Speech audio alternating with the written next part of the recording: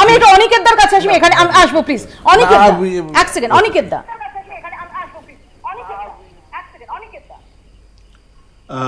দেখো, আমি শুনছিলাম এখানে তিনজন আইনজীবী বসে আছেন, অনেক টেকনিক্যাল অনেক কথাবার্তা হবে, কিন্তু আমরা চার্জশিটটা পেয়ে সাধারণভাবে আমরা সাংবাদিকরা যেভাবে একটা খবরকে বোঝার চেষ্টা করি, তাতে আমরা তিনটে জিনিস খুব স্পষ্ট বুঝতে পেরেছি। একটা হচ্ছে যে এই চার্জশিটে সিবিআই এমন কোনো তথ্য, এমন কোনো প্রমাণ এনে হাজির করেনি যা এর আগে কলকাতা পুলিশ জোগাড় করেছিল। অর্থাৎ কলকাতা পুলিশ তদন্তে যা যা পেয়েছে, সিবিআইয়ের তদন্তে সেগুলোকেই ধরে নিয়ে, সেগুলোকেই প্রমাণ হিসেবে ধরে নিয়ে একটা চার্জশিট তৈরি করা হয়েছে।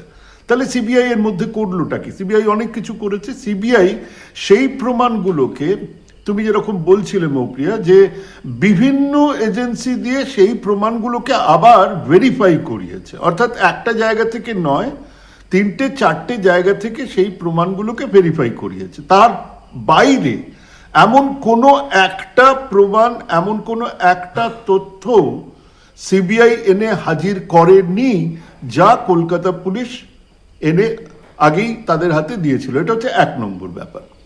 দু নম্বর ব্যাপার হচ্ছে যে যারা আদালতে গিয়ে, যারা হাইকোর্টে গিয়ে কলকাতা পুলিশ বিষয়টাকে আড়াল করছে বলে সিবিআই এর কাছে তদন্তের ভার দিতে বললেন এবং হাইকোর্ট সিবিআইকে তদন্তের ভার দিল, তাদের এবারে বোঝা উচিত, যে বলা উচিত যে কোন জায়গাটা কলকাতা পুলিশ আড়াল করছে। আমি এইটা আমরা তাদের কাছ থেকে জানতে চাইবো যে ঠিক কোন জায়গাটা কলকাতা পুলিশ আড়াল করছে। কলকাতা পুলিশ প্রেস কনফারেন্সে মুখ দিয়ে কি বেরিয়েছে, রক্ত কি বেরিয়েছে, এক্সটার্নাল ব্লিডিং ছিল কিনা, 36টা জায়গায় 38টা ইঞ্জুরি, এগুলো কথা নয়। কথা হচ্ছে কলকাতা পুলিশ এক্স্যাক্টলি কি কি প্রমাণ হ্যান্ড ওভার করেছিল এবং সেখানে কোথায় কোথায় প্রমাণগুলোকে লোপাট করা বা চেপে দেবার চেষ্টা করা হয়েছিল, সেটা তো এই সিবিআইয়ের চার্জশিট থেকে একেবারে পরিষ্কার যে যা যা তারা দিয়েছিল সেগুলোর ভিত্তিতেই তাদেরকে চার্জশিট দিতে হচ্ছে। কেবল তাই নয়, তারা খুব পরিষ্কার বলছে যে এই 11টা প্রমাণ এবং তথ্যের ভিত্তিতে এই লোকটিকে আমরা প্রধান অভিযুক্ত হিসেবে রাখছি কোর্টের সামনে।